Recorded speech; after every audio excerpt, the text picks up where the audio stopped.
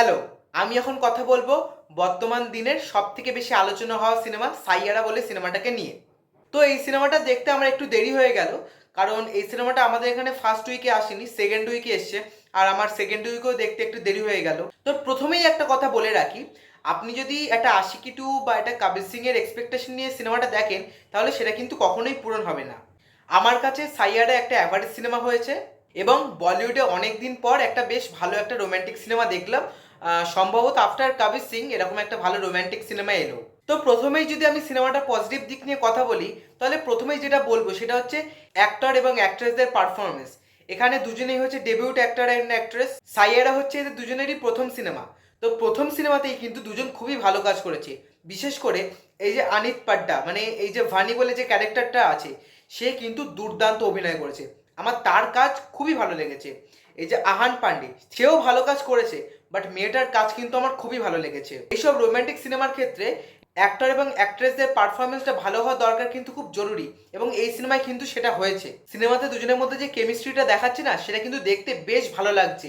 Romantic সিনেমাগুলোর ক্ষেত্রে যদি actor এবং অ্যাক্ট্রেসদের মধ্যে বন্ডিংটা ভালো না হয়, তাহলে কিন্তু সিনেমা সেটা দেখতে ভালো লাগে না। আপনি এক ভিলেন ধরে নিন, বা কবির সিং ধরে নিন, বা আমাদের আশিকি টু ধরে নিন, সেখানে কিন্তু অ্যাক্টর অ্যাক্ট্রেসদের মধ্যে বন্ডিংটা খুবই ভালো ছিল, কেমিস্ট্রিটা খুবই ভালো ছিল, সেই জন্য কিন্তু সেইটা দেখতে ভালো লাগছিল। এই সিনেমার ক্ষেত্রেও কিন্তু সেটা হয়। তো অ্যাক্টর অ্যাক্ট্রেস বাদ দিয়ে সাপোর্টিং কাস্টে যারা আছে, তারাও কিন্তু বেশ ভালো কাজ করেছে। তো এবার যদি আমি সিনেমাটা পরে পজিটিভ পয়েন্টস নিয়ে আসি, তাহলে সেটা হচ্ছে এই সিনেমার ডায়লগস। আমরা যারা মোহিত সুরির সিনেমা দেখে বড় হয়েছি, তারা সবাই জানি যে মোহিত সুরির প্রত্যেকটা সিনেমায় এমন এমন ডায়লগ থাকবে না, যা আমাদের মনে গেঁথে যাবে। এই সিনেমার ক্ষেত্রেও কিন্তু সেটা হয়। এই সিনেমার মধ্যে যে যে রোমান্টিক ডায়লগসগুলো আছে, সেগুলো শুনতে বেশ ভালো লাগে এবং সেগুলো সিনেমাতে ওয়ার্কও করে। তো সিনেমার ডায়লগস রাইটিং কিন্তু আমার বেশ ভালো লেগেছে। এবার যদি সিনেমাটা পরে পজিটিভ পয়েন্টস নিয়ে কথা বলি, তাহলে হচ্ছে এই সিনেমার গান অ্যান্ড মিউজিক। তো এই সাইয়ারা সিনেমাটার গানটা কিন্তু ব্যাপকভাবে ভাইরাল হয়ে গিয়েছিল, প্রত্যেকটা গান। তো এই সিনেমার ক্ষেত্রে সাইয়ারার যে টাইটেল সংটা আছে, সেটা সিনেমাটার অনেকটাই পরে আসবে, এবং সেই গানটাই আমার সব থেকে বেশি ভালো লেগেছে। সেই গানটা যেখানে যে চলছে, এই যে ক্রিশ কাপুরের ক্যারেক্টারটা একটা স্টেজের ওপরে গানটা করছে, এবং সেখানকার ভিজুয়ালস কিন্তু দারুণ। আর সেটা দেখতে বেশ ভালো লাগছে, এবং গানটাও এত ভালো যে সিনেমাটা দেখতে কিন্তু দারুণ লাগে।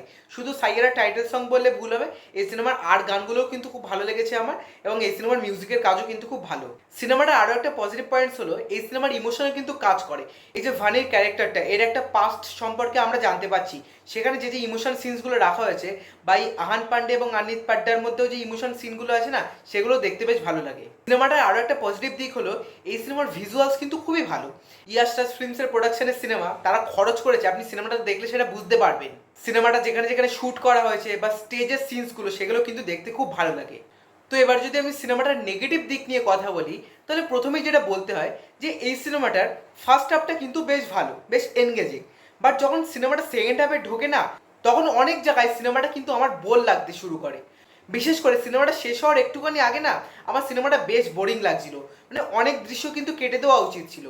সিনেমাটার রান টাইম 2 ঘন্টা 40 মিনিটের কাছাকাছি, তখন কিন্তু আপনি রান টাইমটা ফিল করতে পারবেন। ফার্স্ট হাফে জিনিসটা বোঝা না গেলেও সেকেন্ড হাফে কিন্তু এই রান টাইমের ব্যাপারটা ভালোই বোঝা যায়। এই সিনেমার আরও একটা নেগেটিভ দিক হলো, এই সিনেমাটা একটা সময় পর আপনার কাছে অনেকটা প্রেডিক্টেবল হয়ে যাবে। মানে এই সিনেমার ক্লাইম্যাক্সটা কিন্তু আপনি আগে থেকেই ধরে ফেলতে পারবেন। আমি যখন এই সাইয়ারা সিনেমাটা দেখছিলাম, তো মনে হচ্ছিল যে নতুন কোনো একটা রোম্যান্টিক সিনেমা দেখছি। যদি এখন আমি মোহিত সুরি অন্য একটা সিনেমার কথা ধরে নেই, সেটা আশিকি টু হোক বা সেটা এক ভিলেন হোক, কোনো জিনিসই কিন্তু প্রেডিক্টেবল না, এবং সেটা কিন্তু দেখতে বেশ ভালো লাগে। কিন্তু এই সিনেমাটা কিছু জায়গা আপনি আগেই বুঝতে পারবেন, এবং সিনেমাটা যখন হবে তখন আপনি একটা জিনিস ফিল করতে পারবেন যে নতুনত্ব কিছু দেখছি না, মানে এরকম জিনিস যেন আগেও হয়ে গিয়েছে। এই জিনিসটা কিন্তু আপনার মনে হবেই। সিনেমার আরও একটা নেগেটিভ দিক হলো, এই যে ক্রিশ কাপুরের যে ক্যারেক্টারটা, এর সাথে এর বাবার একটা সম্পর্ক দেখানো হচ্ছে, যে তার সাথে তার বাবার ঠিকমতো কথা হয় না, তাদের মধ্যে ঝগড়া হয়েই থাকে। সেই জায়গাটা না আরেকটু দেখালে ভালো হতো। এবং শুধু তাই নয়, এই যে ক্রিশ কাপুরের যে ক্যারেক্টারটা, এর সাথে এর বন্ধুদেরও কিছু সিন আছে, সেইগুলো আরো ভালোভাবে দেখালে ভালো হতো। সিনেমাটা একটা খুব ভালো রোমান্টিক সিনেমা হয়ে যায়নি, বা সিনেমাটা খুব খারাপ সিনেমাও না, এটা একটা ভালো সিনেমা। আরেকটা জিনিস, আপনারা ইনস্টাগ্রামে তো দেখতেই পাচ্ছেন যে এই সিনেমাটা দেখে সবাই কাঁদছে, বা সিনেমা হলের মধ্যে একটা হুলস্থুল ব্যাপার হয়ে যাচ্ছে। কিন্তু এই সিনেমাটা দেখে আমি কিন্তু কাঁদিনি।